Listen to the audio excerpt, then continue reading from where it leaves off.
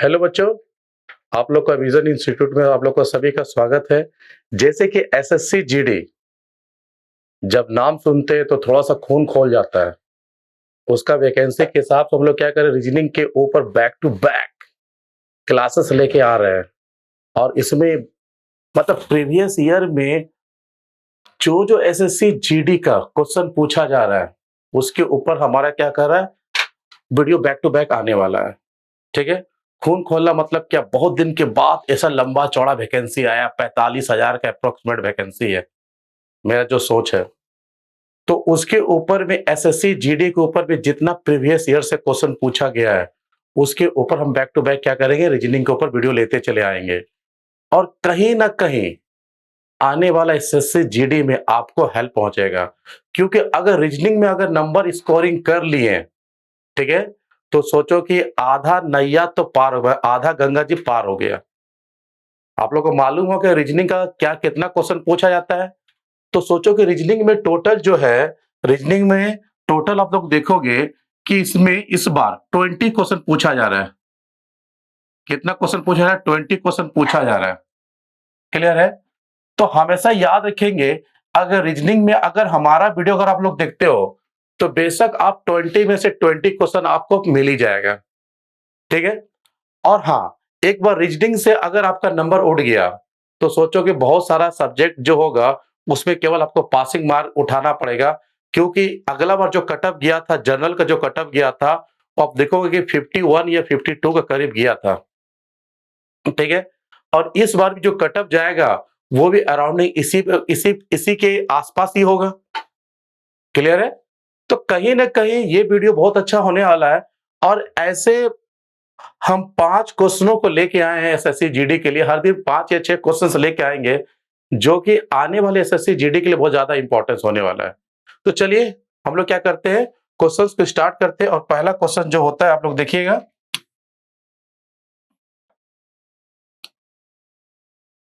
चलिए, पहला क्वेश्चन देखिए।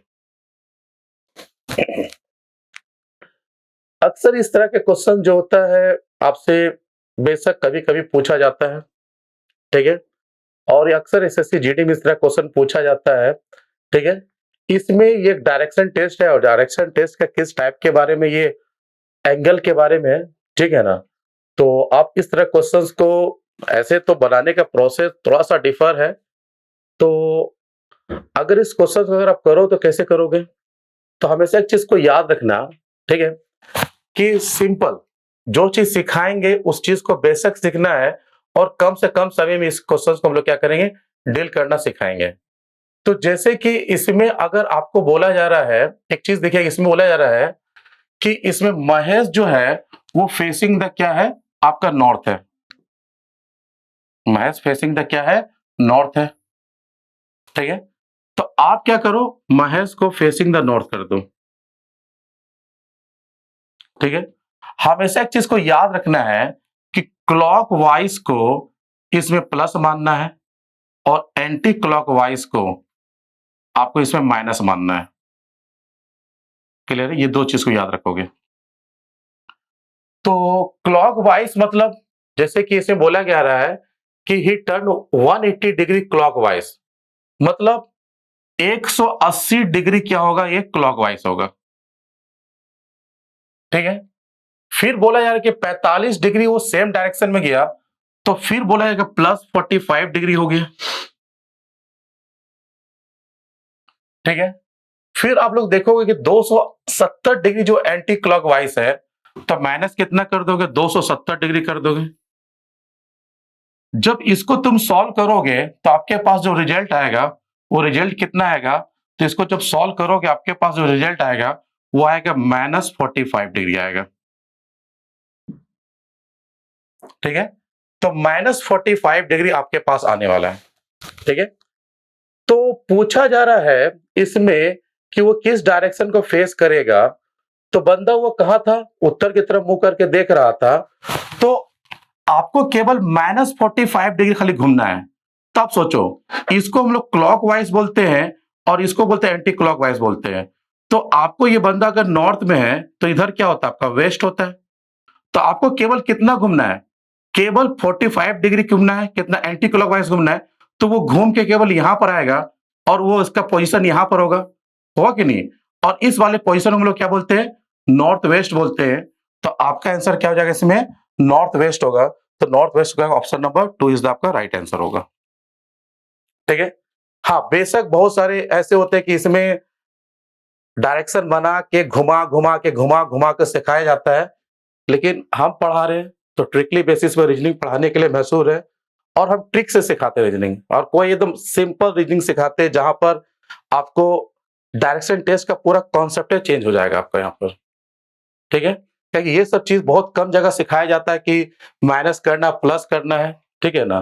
तो ये सब जनरेट मेरा थिंकिंग है और इसी थिंकिंग के आधार पर आपको क्या बताएंगे? सारा रीजनिंग बताएंगे ताकि इजी से इजी आपको डील कर सके। ठीक है?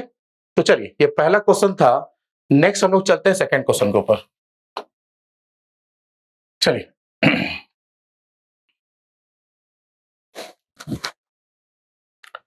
ये कोडिंग डिकोडिंग के ऊपर है। कोडिंग डिकोडिंग के ऊपर सम्स है। ठीक है? और कोडिंग डिकोडिंग में प्राय ही चीज होता है कि आप लोग देखोगे कि इसमें क्या करता है, एक मीनिंगफुल वर्ड को मीनिंगलेस में कन्वर्ट करता है, तो उसको कोडिंग बोलते हैं। तो आपको हम ये सीखना है कि इसमें जब एक मीनिंगफुल वर्ड को मीनिंगलेस में कन्वर्ट कर रहा था तो प्रोसेसिंग क्या था। आपको केवल उस प्रोसेसिंग को जानना है, देन डेफिनेट आपको वो लॉजिक आपके सामने आ जाएगा। ठीक है? तो जैसे कि इसमें आप लोग देख रहे होगे, यहां पर सिंपल आप लोग देखोगे, ठीक है, कि आपको एक मीनिंगफुल वर्ड है। अब इस मीनिंगफुल वर्ड को ये मीनिंगलेस में कन्वर्ट कर रहा है। ठीक है? एक मीनिंगफुल वर्ड को ये एक मीनिंगलेस में कन्वर्ट कर रहा है कि एक मीनिंग क्या है, जो वर्ड दिया गया है वो तो एक मीनिंगफुल वर्ड है, लेकिन इसका जो नंबर है, क्या इसका कुछ लॉजिक बन पा रहा है? तो एक मीनिंगलेस हो गया। अगर हम गुड को कोई नंबर में कन्वर्ट करके बोलेंगे तो इसका कोई अर्थ हो पाएगा? नहीं हो पाएगा, उसी को मीनिंगलेस। अब मीनिंगलेस कुछ भी हो सकता है इसमें, ऐसा नहीं है कि मीनिंगलेस मीनिंगलेस इसमें कुछ भी हो सकता है।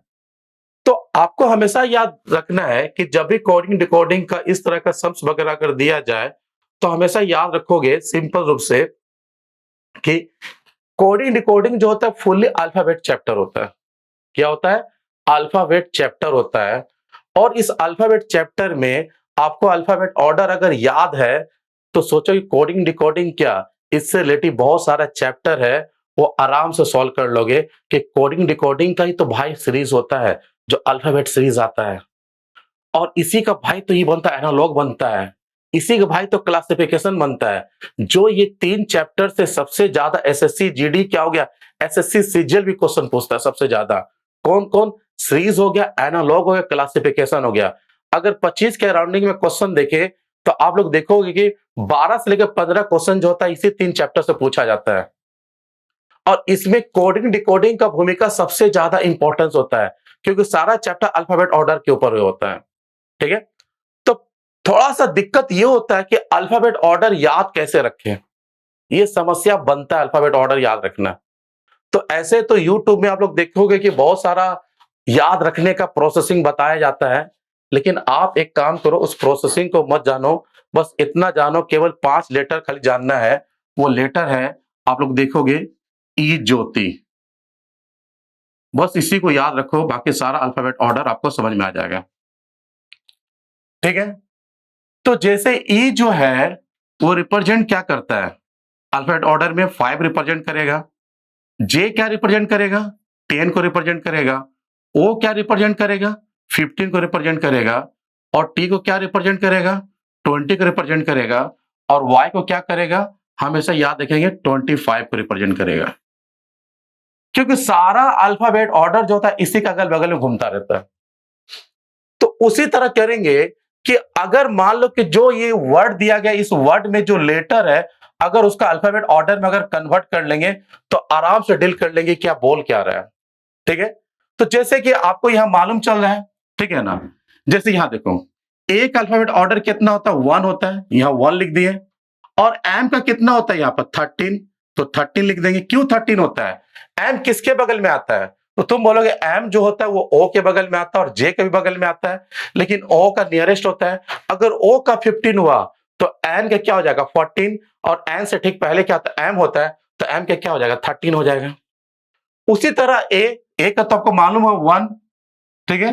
अब जैसे एन बोले तो एन जब बोले तो मतलब एन कितना हो गया, तो ओ के बगल में आता है, ओ का 15 होता है, एन का कितना हो जाएगा 14, तो या 14 लिख देंगे, ठीक है।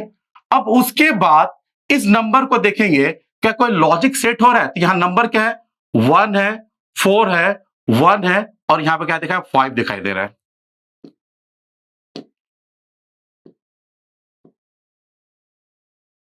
ठीक है।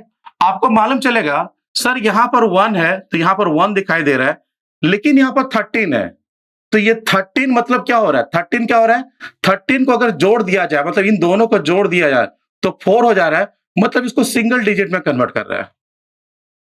उसी तरह यहां जो 1 है उसको सिंगल जो उसको 1 पर रख रहा है, लेकिन क्या कर रहा है जो डबल डिजिट पे है तो उसको जोड़ के उसको सिंगल में कन्वर्ट किया 5 कर दे रहे हैं। तो लॉजिक साफ पता चल रहा है कि जब इसमें मीनिंगलेस में कन्वर्ट कर रहा था तो इसका अल्फाबेट जो ऑर्डर होता है, अल्फाबेट जो ऑर्डर होता है उसमें क्या, अगर जो सिंगल उसका डिजिट आ रहा है तो उसको उसी तरह छोड़ दिया जा रहा है, लेकिन जो डबल डिजिट में आ रहा है उसको जोड़ के सिंगल डिजिट में कन्वर्ट कर दे रहा है।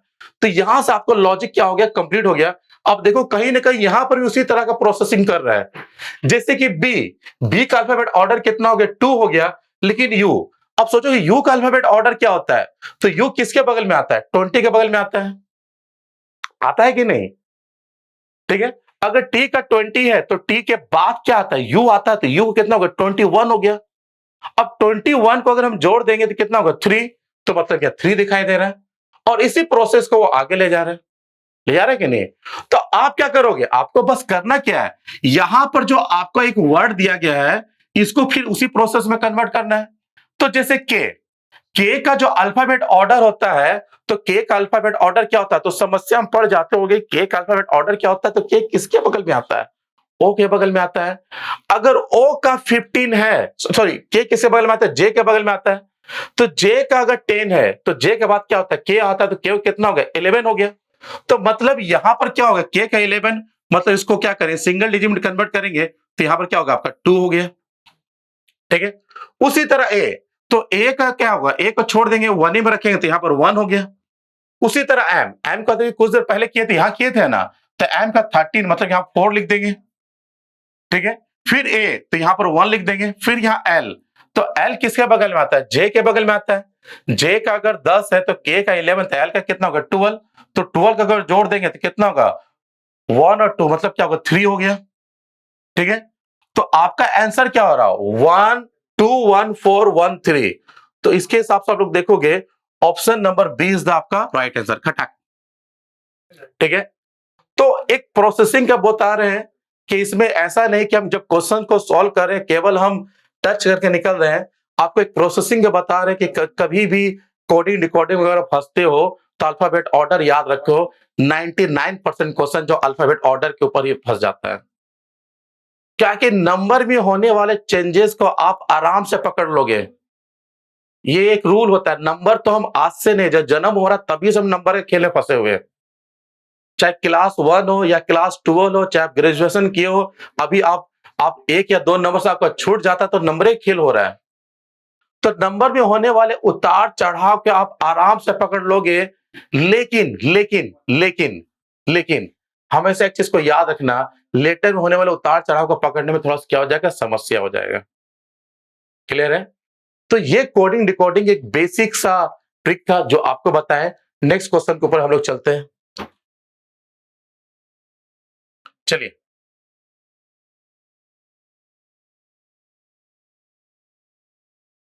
चलिए ये भी शायद डायरेक्शन टेस्ट के ऊपर ही क्वेश्चंस है, ठीक है ना। चलिए डायरेक्शन टेस्ट के ऊपर ही क्वेश्चंस है। चलिए,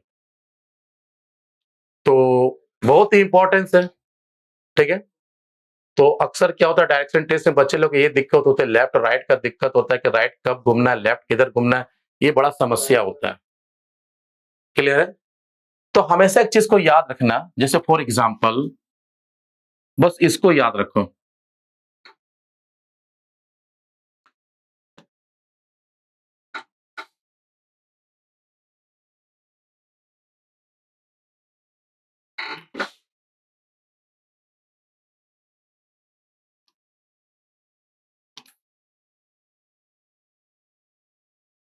इसमें मीट नहीं है।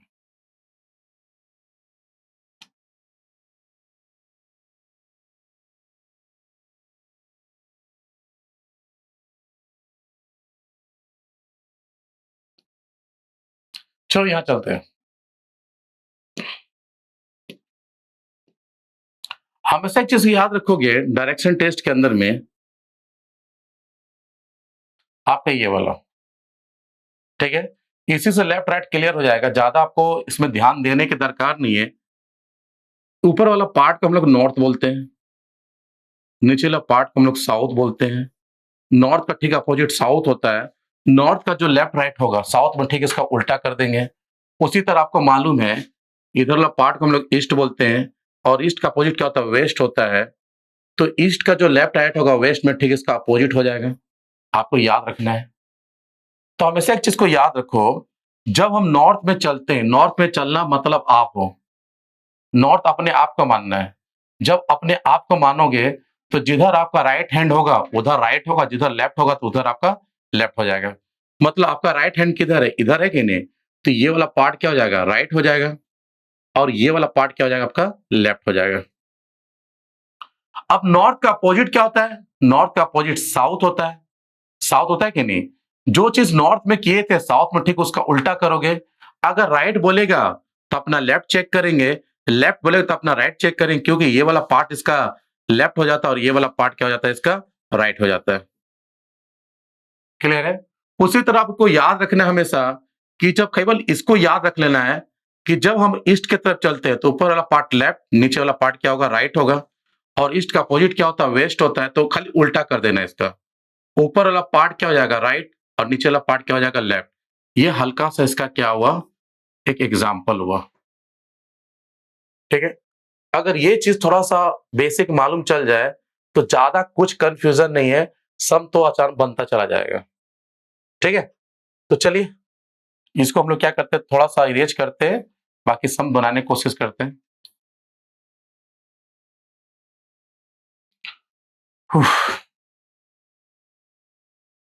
यहां देखिए बोला जा रहा है कि two man started walking from the one point towards opposite direction. मतलब कभी कभी इस तरह का दिक्कत होता है कि अपोजिट डायरेक्शन क्या है, मतलब दो पर्सन है, एक ही पॉइंट से चलना स्टार्ट किया, तो अपोजिट डायरेक्शन क्या हो सकता है। आप नॉर्थ साउथ को ले सकते हो या ईस्ट और वेस्ट को ले सकते हो, आपके पास इच्छा है। ठीक है। अब बोला जा रहा है कि दो आदमी एक ही बिंदु से विपरीत दिशा की ओर चलना शुरू किया, तो मतलब एक बंदा अगर नॉर्थ की तरफ जाएगा तो दूसरा बंदा साउथ की तरफ जाएगा, अगर एक ईस्ट की तरफ जाएगा तो दूसरा किधर जाएगा, वेस्ट की तरफ जाएगा। यही तो लॉजिक है इसका। क्लियर है। तो हमेशा याद रखेंगे, आपके पास इच्छा है, चाहे ऐसे चलाओ, चाहे ऐसे चलाओ, चाहे ऐसे चलाओ, चाहे ऐसे चलाओ, तो ऐसे चलना बहुत इजी होता है, तो ऐसे ही चलाते हैं। मतलब एक बंदा जो होगा वो ईस्ट की तरफ देखेगा और एक बंदा जो होगा वो वेस्ट की तरफ देखेगा, बस सही फंडा है। ठीक है। तो बोला जा रहा है कि 3 किलोमीटर सीधे चलने के बाद, मतलब वो 3 किलोमीटर सब चला, दोनों चला। ठीक है। तो एक बंदा जो होगा वो इधर की तरफ चलेगा,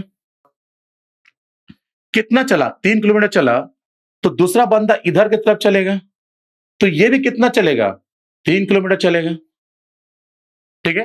कोई दिक्कत है, लोग चलना यहां से स्टार्ट किया था। ठीक है। तो बोला जा रहा है कि 3 किलोमीटर चलने के पश्चात, ठीक है, दोनों राइट टर्न ले लिया, दोनों बंदा राइट टर्न लिया। तो सोचो जो ईस्ट की तरफ चलेगा उसका राइट बेटा नीचे की तरफ हो जाएगा, और जो वेस्ट की तरफ जाएगा उसका राइट ऊपर की तरफ चल जाएगा। चल जाएगी नहीं। तो हमेशा याद है कि दोनों क्या किया, राइट लिया, तो एक का राइट नीचे की तरफ हो जाएगा और एक का राइट क्या हो जाएगा, ऊपर की तरफ हो जाएगा। ठीक है। तो थोड़ा सा इसका बड़ा बनाने के, 4 किलोमीटर है, थोड़ा बड़ा बना लेते हैं। ठीक है, ये 4 हो गया।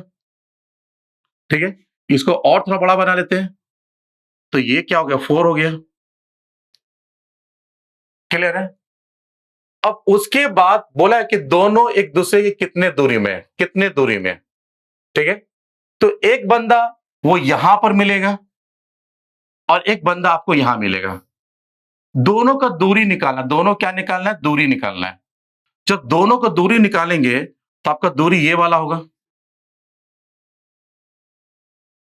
ठीक है। तो हमेशा एक चीज को याद रखेंगे कि जब भी आपका नियरेस्ट डिस्टेंस जो होता है वो एंगल बन जाए, इस तरह का एंगल क्रिएट करें, इस तरह का एंगल क्रिएट करता हुआ दिखाई दे, तो ज्यादा मैथ का कॉन्सेप्ट नहीं रखना है, बस हमको यही याद रखना है कि जब भी एंगल बने तो आपको एक ट्रायंगल बनाना है, ठीक है। तो आपको मालूम है कि आपको यहां से लेकर यहां तक आपको एक एंगल बनाना है कि नहीं? कोई दिक्कत इसमें नहीं है। और जहां तक ये एंगल बनेगा वहां तक आपको एक फॉर्मूला लगाना, उसका नाम होता है पाइथागोरस थ्योरम, यहां तक इस तरह से, ठीक है। तो हमेशा एक चीज को याद रखो, सिंपल याद रखो कि पाइथागोरस थ्योरम का जो फॉर्मूला होता है वो क्या होता है, H इक्वल टू क्या होता है, L square plus base square under the क्या होता है, ये रूट होता है। बस इस फॉर्मूला का सेट करना है इसके अंदर में। तो इसमें लंबाई क्या हो जाएगा, लंबाई इस वाले पार्ट के बोलेंगे, तो आप बोलेंगे सर ये तो मालूम है ये 4 है, लेकिन ये तो मालूम है, तो यही वाला यहां सेट होगा कि नहीं, तो ये वाला भी क्या हो जाएगा आपका 4 हो जाएगा, ठीक है। तो 4 4 8 मतलब लंबाई कितना हो जाएगा, 8 हो जाएगा, मतलब 8 का स्क्वायर कर देंगे, करें कि नहीं, तो 8 का स्क्वायर प्लस, ठीक है। अब बेस क्या हो जाएगा, तो बेस देखिएगा आपका यहां से लेकर यहां वाला बेस है पूरा, आपको ये वाला बेस लेना है, तो कितना जाएगा टोटल, 3 3 कितना होगा 6 हो जाएगा, मतलब इसमें 6 का स्क्वायर करेंगे, ठीक है। अब अंडर द रूट रखेंगे इसको, तो मतलब यहां पर 64 हो जाएगा और यहां पर कितना हो जाएगा 36 हो जाएगा, अंडर द रूट रहेगा, तो इसको जोड़ेंगे तो 100 हो जाएगा। अब 100 किसका रूट होता है, 10 का रूट होता है कि नहीं, ठीक है। तो आंसर कितना होगा 10 kilometre, option number D is the right answer. खटाक, क्लियर है। तो ये सब जो क्वेश्चंस आपको ला रहे हैं ये बेसिकली थोड़ा सा मॉडरेट टाइप का है। आप लोग मालूम कि जब एसएससी जीडी के एग्जाम चलता है तो वो कम से कम 1 महीना का एग्जाम होता है, वो बहुत लंबा चौड़ा चलता है।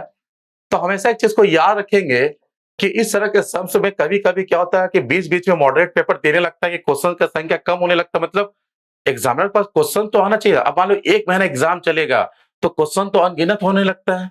तो इस ऐसे स्थिति में क्या करता है, कभी कभी आपके पास मॉडरेट क्वेश्चन आ जाएगा, तो इसको इस तरह से डील करो। ये प्रीवियस ईयर में पूछा ये क्वेश्चन है एसएससी जीडी का, ठीक है। चलिए नेक्स्ट चलते हैं।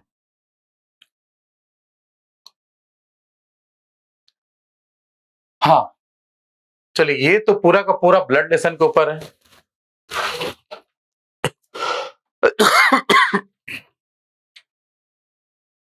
और ब्लड लेसन का थोड़ा सा आपको इसमें डायग्राम प्रोसेस पर भी देखना होगा थोड़ा कि कैसे इसको बनाए नहीं बनाए, ठीक है। तो हो सके तो डायरेक्शन माने ब्लड लेसन के ऊपर बेसिक क्लास भी लेने की कोशिश करेंगे, ठीक है। तो हमेशा याद रखना है कि जिसके बीच में जनरेशन गैप होगा उसके बीच में हमको ऐसे दिखाना है, टॉप और बॉटम में दिखाना है। जो सेम जनरेशन का होगा जैसे सिस्टर और ब्रदर उसके बीच में लकीर खींच देंगे, और हस्बैंड वाइफ जो होगा उसके बीच में इक्वल कर देंगे। बस आपको 3 फंडा याद रखना है, ठीक है। जिसके बीच में जनरेशन गैप होगा उसको टॉप और बॉटम से दिखाना है। जो एक ही जनरेशन का पार्ट होगा, जैसे क्या कौन होता है एक ही जनरेशन का पार्ट, जैसे सिस्टर और ब्रदर, तो उसमें एक एक लकीर स्ट्रेट लाइन खींच के दिखा देंगे। और हस्बैंड वाइफ एक ही जनरेशन का पार्ट होता है, लेकिन थोड़ा सा उसको डिफर करने के लिए उसको इक्वल कर दिए। क्लियर है। अगर ये चीज याद रहा तो ज्यादा बड़ा कॉन्सेप्ट नहीं है, आप आराम से इसको डील कर लोगे। चलिए यहां देखिएगा, बोला जा रहा है इसमें कि X is marriage to Y, मतलब एक्स जो है वाई से मैरिज किया। तो मतलब एक्स जो है अगर वाई से मैरिज किया तो मतलब क्या वो हस्बैंड वाइफ होगा, तो इक्वल से दर्शाएंगे इसको। अब इसमें कौन हस्बैंड है कौन वाइफ है ये तो अभी बता नहीं पाएंगे इस लाइन से, लेकिन बोला जा रहा है कि Y is the mother of Z, मतलब इसमें वाई का जेंडर क्लियर हो गया, वाई मदर है। तो वाई मदर किसका है, जेड का है। तो ऑलवेज वाई जो है वो जेड का पेरेंट हुआ। तो पेरेंट और हमारे बीच में जनरेशन गैप तो होता ही है, तो पेरेंट हमेशा ऊपर होगा और हमेशा चाइल्ड नीचे जाएगा। तो हमेशा वाई ऊपर होगा, नीचे कौन जाएगा आपका जेड जाएगा कि नहीं। तो ऑलवेज इसमें जेड नीचे चला गया। अब सोचो, वाई इसका मदर हुआ, तो ये तो हस्बैंड वाइफ है, तो एक जन मदर होगा तो दूसरा जन क्या होगा, फादर हुआ कि नहीं, तो ये इसका फादर हो गया। ठीक है, नेक्स्ट देखिएगा इसमें कि इसमें बोला कि Z is the sister of भी। जेड किसका सिस्टर है, भी का सिस्टर है, तो ऑलवेज जेड जो सिस्टर भी का है, तो जो सिस्टर और ब्रदर होता है वो एक ही जैसा पार्ट होता है, तो यहां पे भी को रख देते हैं इस तरह से। ठीक है, तो आपको ही सोचना है, अगर जेड अगर भी का सिस्टर हुआ तो वाई इसकी मदर हुआ, तो वाई अगर इसकी मदर है तो ऑलवेज वो जेड भी की भी मदर हो गई। ठीक है, अब इसे बताया जा रहा है कि Y has one daughter. Y का बोला कि ओनली वन डॉटर, मतलब वाई के केवल एक ही डॉटर है, तो ऑलवेज हमको मालूम है कि यहां पर वाई का दो चाइल्ड दिखाई दे रहा है, तो वाई के केवल एक ही डॉटर है, तो जो रिमेनिंग वाला पर्सन है वो इसका क्या होगा, सन होगा, मतलब ये वाला सन निकल गया। ठीक है, फिर इसे बोला जा रहा है केस में कि भी का मैरिज डब्ल्यू के साथ हुआ है, तो भी का मैरिज डब्ल्यू के साथ हुआ है, तो यहां पर क्या करेंगे, डब्ल्यू पुट अप कर देंगे, तो ये प्लस है तो ये क्या हो गया, इसमें माइनस हो गया। फिर पूछा जा रहा है इसमें कि R is the son of W. R किसका सन है, डब्ल्यू का सन है, तो सिंपल क्या करेंगे, आर को नीचे कर देंगे, तो आर सन अगर डब्ल्यू को होगा तो वो भी का भी सन निकल जाएगा। ठीक है, बोले कि T is the married, T is the mother of W. T जो है किसका मदर है, डब्ल्यू का मदर है, तो यहां पर क्या करेंगे, हम टी को ला देंगे। क्लियर है, टी जो है वो डब्ल्यू का मदर है, तो पूछा जा रहा है कि हाउ इज एक्स, मतलब एक्स जो है वो आर के क्या लगेगा। ठीक है, तो एक्स आर का क्या लगेगा, इसको देखना है, एक्स जो आर को क्या लगेगा। तो हमेशा एक चीज को याद रखोगे, जब भी कोई ऊपर से नीचे की तरफ देखता है तो ऊपर से देखने वाला हमेशा पेरेंट होता है। ऊपर से देखने वाला हमेशा क्या होता है, पेरेंट होता है, तो ऊपर से देखने वाला पेरेंट में कौन हो गया, मदर और फादर। ठीक है, तो ऑलवेज हमको देखना है कि एक्स जो है वो आर को क्या लगेगा, तो एक्स जो है आर को कितना नीचे देख रहा है, एक बार नीचे देखेगा तो पेरेंट लगेगा, दो बार नीचे देखेगा तो ग्रैंड पेरेंट लगेगा। ठीक है, तो एक्स जो कितने बार नीचे देख रहा है, एक बार देख रहा है और एक बार और नीचे देख रहा है, तो दो बार नीचे देख रहा है, तो एक्स क्या बोलेगा, एक्स बोलेगा कि हम ग्रैंड पेरेंट है, किसका, आर का है। लेकिन कौन सा ग्रैंड पेरेंट, तो ग्रैंड पेरेंट में क्या आता है, मदर भी आता है और क्या होता है, फादर भी होता है, तो उसमें एक्स का जेंडर क्या है, प्लस है, तो क्या होगा, फादर हो गया, मतलब ग्रैंड फादर हो गया, सी नंबर ऑप्शन हो गया फटाक। क्लियर है, नेक्स्ट चलते हैं। चलिए, आप लोग बोले थे ना कि कोडिंग डिकोडिंग आपका हमेशा पीछा करेगा, और कोडिंग डिकोडिंग का रूप बदलता है लेकिन कॉन्सेप्ट वही चलता है। ये लगेगा आपका एनालॉग का चैप्टर है, लेकिन एनालॉग का चैप्टर नहीं है, ये भी कोडिंग डिकोडिंग की तरह ही ब्रेक होता है। आपको बताना है ये क्या होता है, दो रेशियो के बीच में इक्वल का दर्शाता है, लेकिन इन दोनों के बीच में क्या रिलेशन है, वही रिलेशन इनके और इनके बीच में होना चाहिए, आपको ये निकालना है। तो यहां पर आपका वर्ड दिया गया और यहां पर आपका नंबर दिया गया, तो रिलेशन पकड़ने के लिए प्रत्येक वर्ड में जो लेटर होता है उस लेटर को आपको ऑर्डर में बदलोगे, जितना भी भयानक क्वेश्चन हो आपको हिंट जरूर देगा, वो हमेशा हिंट देगा, इसमें भी आपको हिंट देगा। क्लियर है, जैसे फॉर एग्जाम्पल एम का अल्फाबेट ऑर्डर क्या होता है, तो एम का अल्फाबेट ऑर्डर कितना होता है, 13 होता है। अगर नहीं मालूम है ठीक, इसका वीडियो का आप जो जो न्यू बच्चे हो, अगर इसको ठीक नीचे पीछे की तरफ आओगे, इसके बारे में लॉजिक बताएं, आपको मालूम चल जाएगा। ठीक है, उसी तरह ए का क्या होता है, 1 होता है, के कितना होता है, 11 होता है, और ई के कितना होता है, 5 होता है। आपको देखना है यहां पर क्या लेके आना, 30 लेके आना है, तो 30 कैसे आएगा, कैसे 30 आएगा। ठीक है, तो आप बोलोगे इन तीनों को अगर हम जोड़ देते हैं, इन चारों को हम जोड़ दिया जाए तो आपको ऑलवेज क्या होगा, 30 होगा। कैसे, यह 13 और एक क्या होगा, 14, 14 5 19, 19 में 11 जोड़ो कितना होगा, 30 हो गया। तो लॉजिक क्या हो गया आपका, कंप्लीट हो गया कि नहीं। अब उसी आधार पर इसको आपको क्या करना है, डील करना है। तो एन का क्या होता है, एन का 14 होता है, उसी तरह ए का क्या होता है 1 होता है, एल का क्या होता है सॉरी आई है, जैसे कि आई का कितना होगा, आई का यहाँ पर 9 होगा, ठीक है, और एल का यहाँ पर कितना हो जाएगा 12 हो जाएगा। इन सभी को अगर जोड़ते हो तो आपका आंसर कितना होता है, यहाँ पर 36 आएगा, ठीक है, तो 36 इज द राइट आंसर। खटाक खटाक खटाक खटाक खटाक, ठीक है।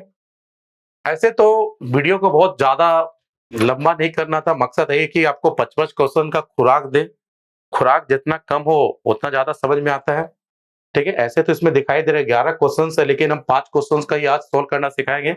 अगले क्लास में टोटल इसके ऊपर हम लोग क्या करेंगे, बहुत सारा क्वेश्चन लेके आएंगे, बेसिक से लेके आएंगे, प्रीवियस ईयर ज्यादा फोकस करना है एसएससी जीडी के लिए, ठीक है ना। अगर प्रीवियस ईयर ठीक से कंप्लीट कर लिए तो बेशक इसमें 20 क्वेश्चन जो पूछा जा रहा है उसमें से आराम से 20 से 20 क्वेश्चन बन जाएगा। एक या दो क्वेश्चन को ही टफ करता है तो वही बनना स्टार्ट हो जाएगा, हमारा वीडियो अगर देखते हो तो। क्लासेस कैसा लगा कमेंट जरूर कीजिएगा, अच्छा लगा तो बैक टू बैक वीडियो बहुत लेके आएंगे इसके ऊपर में, ठीक है। फिर मिलते हैं दोस्तों।